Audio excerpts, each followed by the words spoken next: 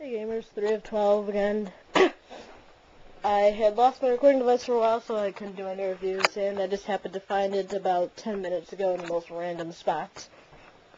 So, today's review will be Mega Man 9 for the Wii, PS3, and Xbox 360.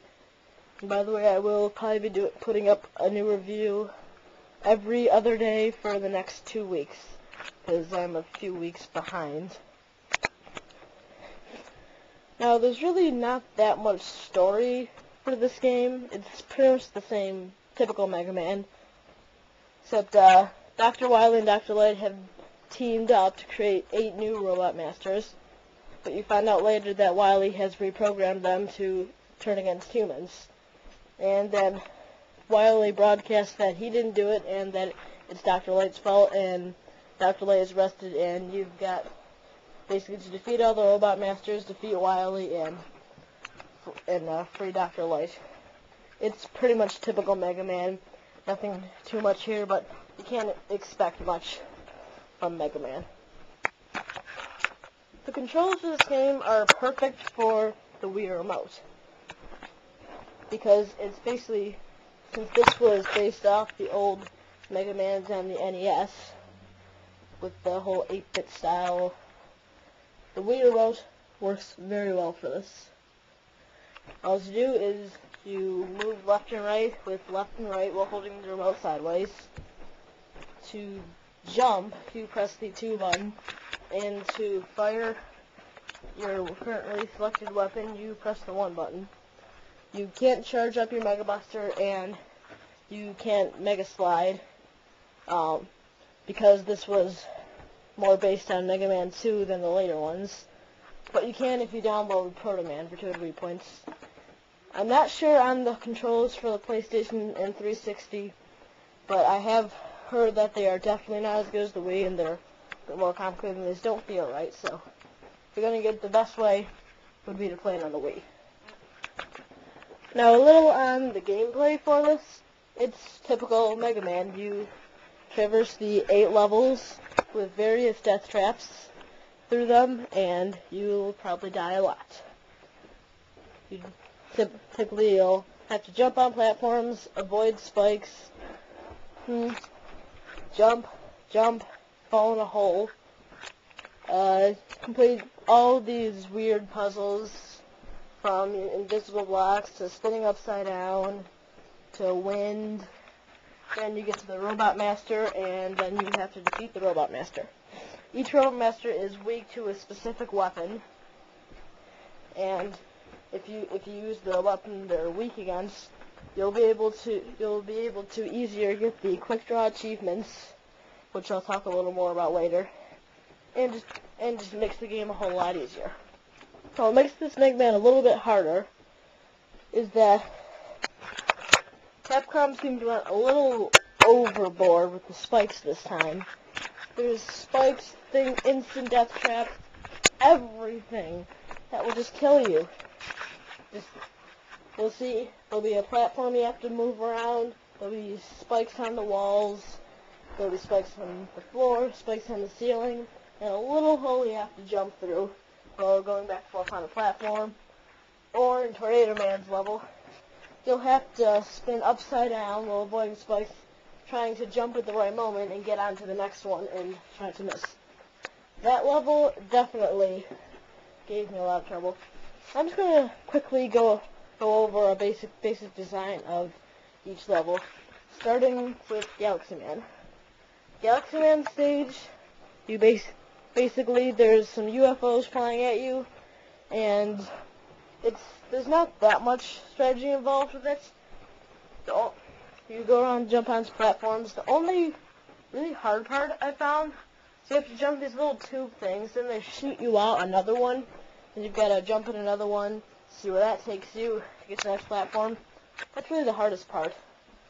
And this is definitely a good place to get screws, which you can use to buy items in the item shop, which thankfully has returned, so you can buy E-tanks, which you will need.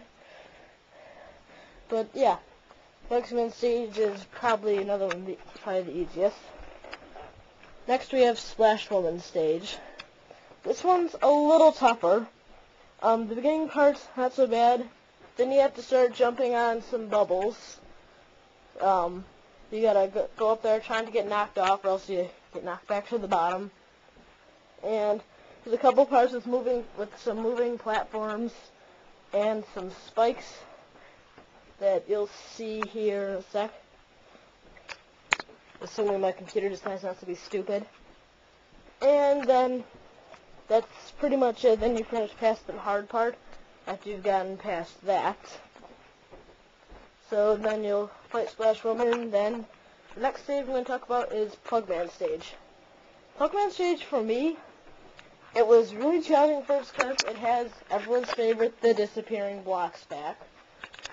Yes, I know, but they're a lot less of a pain in the butt this time, because really, Heatman stage, Mega Man 2, I couldn't predict the pattern for some reason. These, I could actually predict the pattern after a few tries. There's about 3 or 4 sections of them, and once you get the hang of them, they shouldn't give you that much. This is the best stage to replay, since in this one you can actually replay them and go get all Screw's energy tanks.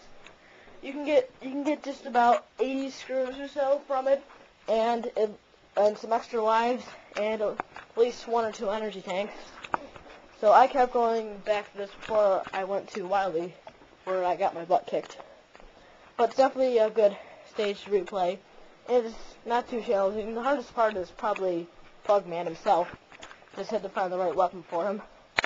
Next stage would be Jewelman stage, which is basically a death trap. There's just spikes everywhere. Once you get this one part, you have to swing on platforms with spikes above you. You gotta time your jumps right. There's just a couple annoying little spots in there you seem to die. Then, as I mentioned before, there's this one little spot where there's spikes on the walls and the floor, and there's a little hole you can jump through. And then there's a platform covering it. You've got to swing back and forth on the platform, time your jump just right. So it actually is not as hard as it looks, but it does take a little bit to master. And it is a little easier if you have the shock guard that you can buy from the item shop, which definitely helps in this level. Then we have Tornado Man stage, which was quite a challenge for me actually. You're on these, you have to traverse these rotating platforms. If you jump when you're upside down on one of them, you'll fall. If you jump when you're on top, then you'll jump. You've got to line things up. You've got to time your jumps right. It's a pain. Once you get to the later parts, a little easier. You start off with having wind pushing you back while you're trying to jump. Just you want to be really careful with that. Then you have wind pushing you forward. Then you get to the boss, which, if you have Pugman's weapon, you can easily get the quick draw achievement, which is defeating him in under 10 seconds, which have for all the bosses. We have Hornet Man, which that stage wasn't too bad. It was a little tough first. There's one part with spikes, so if you have the rush jet, which you can obtain after defeating 5 robot masters, then it's really not that bad. You'll have some flowers that like shoot rockets at you or something. I think you can get an extra life or 2 on that stage that are there. And it's really not that hard. If you have the Magma Cannon from Magma Man, I'll talk about in a second, then you can defeat Hornet Man pretty easily. I'm pretty sure that's how it goes. I could be wrong. And of course we have Magma Man stage. This one, at the very beginning, was a bit of a pain for me. What I had to do, because there's one part you've got to get this perfect jump to jump on a ladder to avoid falling in the lava and getting, a cheap death, like you will the rest of the levels. What I did, there's an enemy that goes back and forth. I try to jump on him so I'm invincible for a couple seconds, and then I just jump up on the ladder. That's easy. There's a dragon mini boss in it, which isn't too hard, so that's not bad. And once you get past that, there's some falling magma. And one last stage I haven't covered yet, that would be Concrete Man stage. It's very annoying in the beginning because there's a bunch of birds that drop rocks on you, keep flying, Then you come to a hole, you're about to jump, something flies out, hits you, and you fall in. And you forget that it's there, then you repeat the process until you throw the controller against the TV, the wall, something that could shatter it. Or something that it could shatter. Well, it's pretty much really easy if you, at least the beginning part, if you have the dual shield. And then later there's some kind of annoying elephant mini-boss things. They're annoying first, but if you have the right weapons, they're not so bad. And you fight Crime Command, that's about it.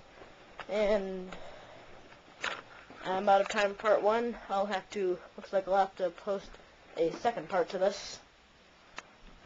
See you in a minute.